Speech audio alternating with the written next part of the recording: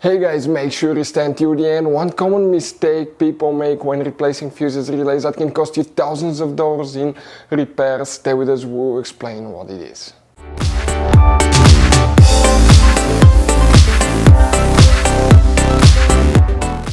Hey guys, welcome back to Auto Repair guys. Thank you guys for watching and subscribing to the channel. Today will be super helpful video to any of you having a Mercedes E-Class. We're talking about the generation here guys, from year 2010 to year 2016.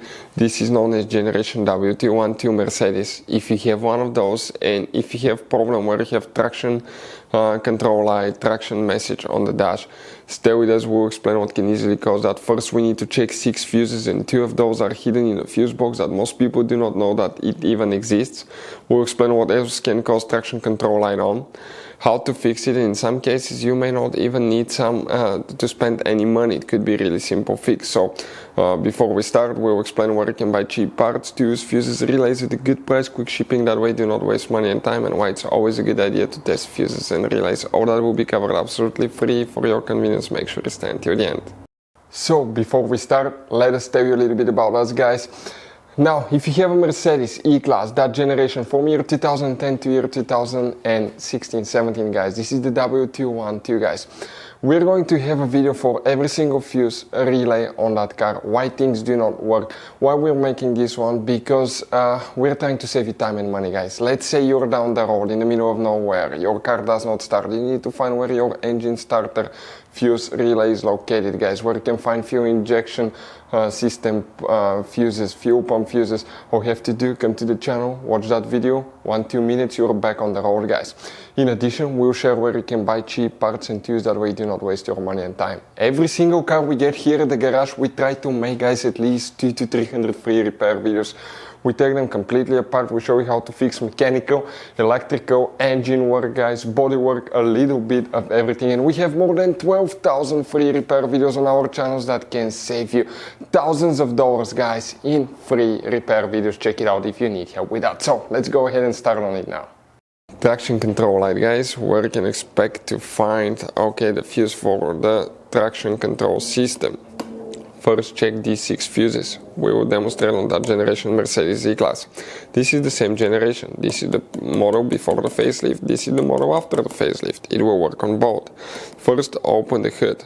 Here guys you have a module, computer, right here on the driver's side. This is the traction control module, right there, and that's the whole assembly. With the ABS pump. On the back side here towards the windshield you have a cover.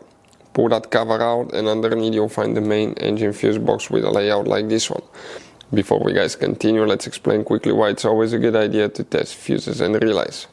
So it is super important guys to always test fuses and relays, and something else as well, common mistakes people make. Sometimes you may think that a fuse is good, or you cannot actually see if the fuse is clearly burned, and in that case guys you may put the fuse back together and you may end up spending money and time on parts you don't need, and all we had to do is just test the fuse. So we'll put a link in the description of the video below how to test the fuse. It takes only a few seconds to find out for sure if it's good or bad.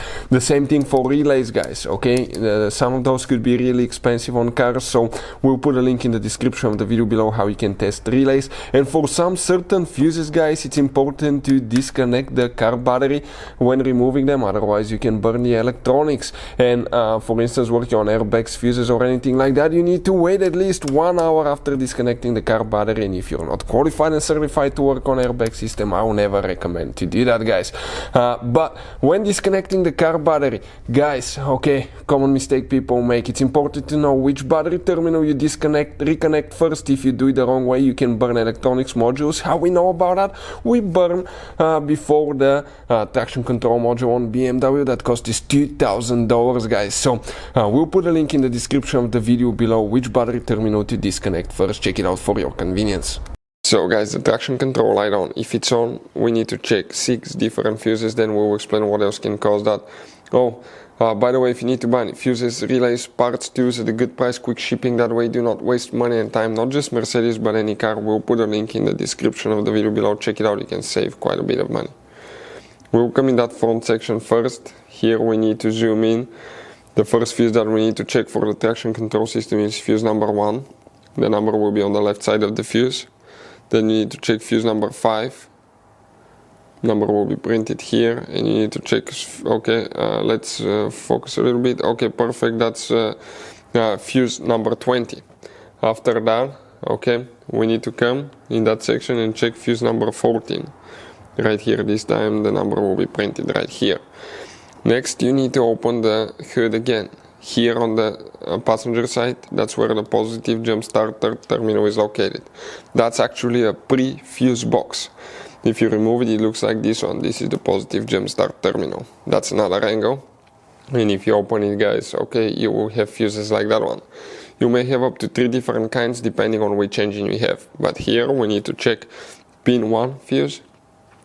And we need to check also, guys, okay, we need to check pin 2 right here. Now, what else can cause the traction control light to be on? A few things. One of them, guys, could be bad brake light switch. That's a device on the brake paddle that detects if you apply the brakes. We have videos on the channel how to test brake light switch, how to calibrate brake light switch, how to replace brake light switch. In some cases you may need to just calibrate it. Number 2, guys. It could be ABS or wheel speed sensor. ABS sensor, in the different name for that is wheel speed sensor. It detects how fast each tire is going. You have 4 sensors, 1 per tire. If it's bad, they're exposed to elements like snow, dirt, rain, sand, all kind of stuff, so eventually they do fail. We have video on our channel how to test, how to replace ABS sensor, where they're located, all that stuff. Another thing that you may not even need to spend money on is the steering angle sensor. If the steering angle sensor is not calibrated, you may have traction control light on. You need to calibrate the steering angle sensor every time. After front end alignment, even rear end alignment, suspension parts replacement, shocks, anything like that, removing steering wheel, removing even the battery in some cases, guys. So we have videos how to calibrate steering angle sensor. Check it out. Hopefully, guys, the video will be helpful. Thank you for watching and see you guys next time.